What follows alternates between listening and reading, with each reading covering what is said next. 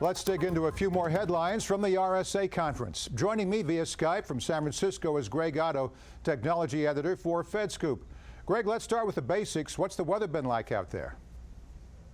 Stereotypical San Francisco weather, Morris. It's been foggy in the morning, burns off in the afternoon, sun shining, about 65, 70 degrees. It's been great. All right, meantime, back in Washington, this past Wednesday, Defense Secretary Ash Carter announced the first ever bug bounty program run by a federal agency. Tell us more about Hack the Pentagon. When will it start? How will it work? And who's leading the charge?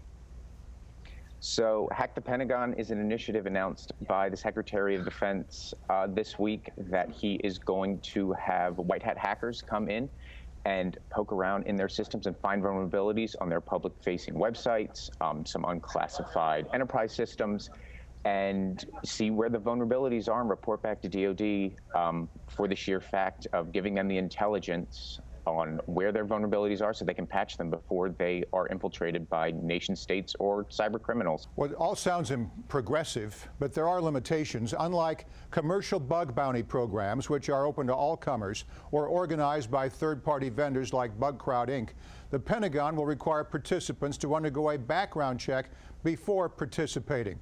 Now, Greg, the Pentagon wants to bring the best talent into this bug bounty program.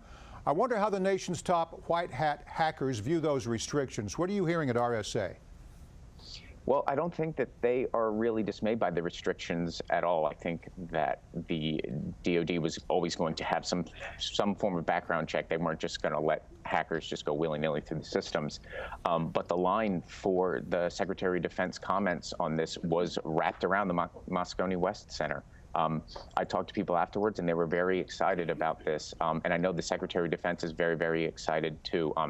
You know, he said during his remarks, this isn't innovation for innovation's sake. He's going to view this as a utility, and he's trying to find innovative ways for the DoD to keep up with the way the technology is moving. And I think this is one way that, you know, he's trying to bridge the gap to get more Silicon Valley innovation and Silicon Valley talent to poke around in DoD systems.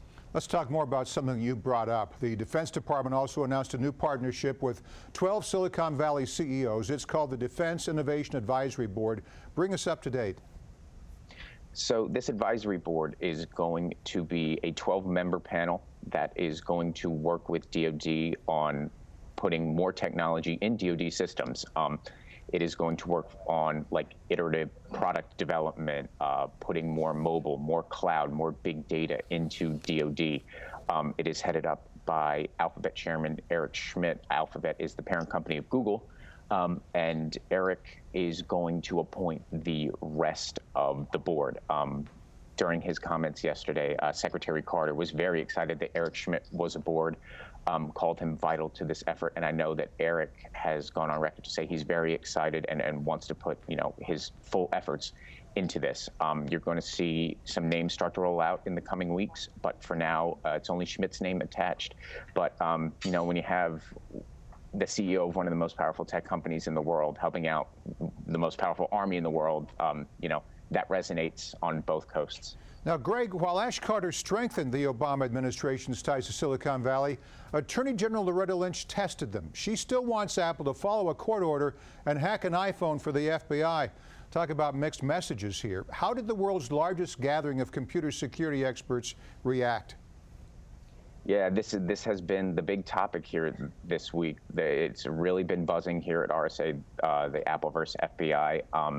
It's funny, so Loretta Lynch came out and said during her remarks that she didn't understand why Apple should be the one company to determine this case and how this is going to shape out, and that it wasn't really well received, which was interesting because Secretary Carter and Admiral Mike Rogers, head of the NSA, also came out and said, you know, they're for encryption, but, you know, would like to see it move beyond just this one case. And it was well received. I mean, Secretary Carter got applause during his remarks, and they weren't all that different from what Loretta Lynch said. So I don't think there's any love lost between Silicon Valley and Washington right now, and I think there's going to have to be some serious bridge mending as we move forward.